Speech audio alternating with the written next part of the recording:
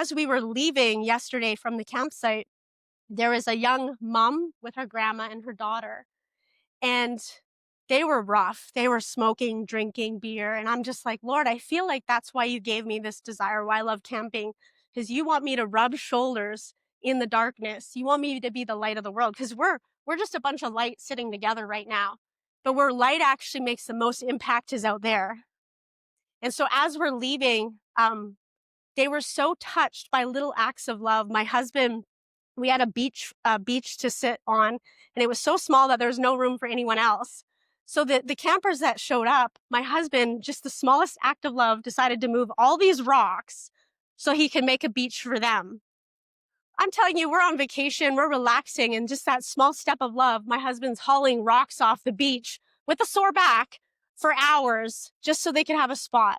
And so those little acts of love soften their heart. And so as we were about to leave, the little girl started to tear up. And we didn't even know them, but it was touching their heart. And so I started to share, and I'm like, I said, it's a blessing to be able to go camping. I had a double lung transplant.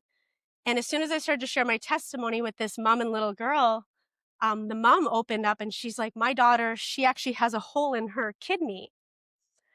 And right away, I'm like, I know what I'm supposed to do. I'm going to look for an opportunity to pray.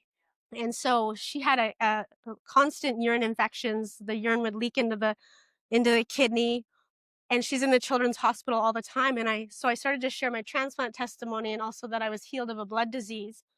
And so I said, could I pray for your daughter?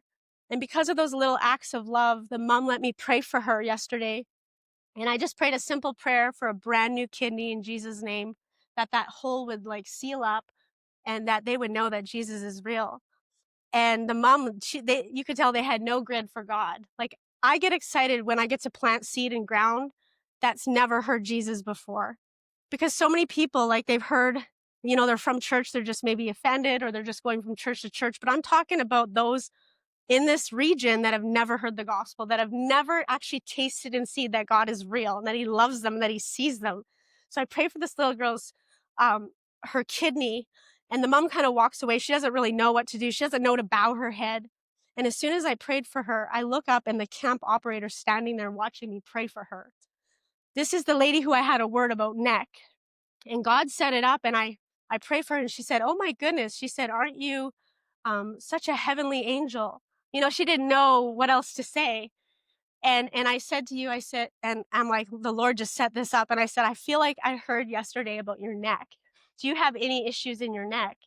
And she's like, yeah, I have pain in my neck all the time from horseback riding accidents. She said, when I lift things and when I'm chopping things and doing stuff, my neck just gets so painful. And I said, and I highlight that God's the one that told that to me about you. He's real and he loves you. Could I pray for your neck? The camp operator, and I love this because I know that this is territory. She has no grid for God. She's like, what do I got to do? I said, you just stand there and I'm going to pray for your neck. Because he told me about it. And if he reveals it, he's going to heal it. So I laid my hand on the park attendant's neck, prayed healing for a brand new neck, just all the pain to leave, commanded the inflammation to go. And she's like, wow, thank you so much. And that was all just off of my heart going, God, what is something about this girl that I can share with her to open her heart? Because I didn't feel comfortable to preach the gospel or share my testimony, but this word of knowledge opened her heart to receive Jesus. So it was powerful. And so it comes as a thought. It's not audible. And you need to give it because you're not going to know if it's accurate unless you give it.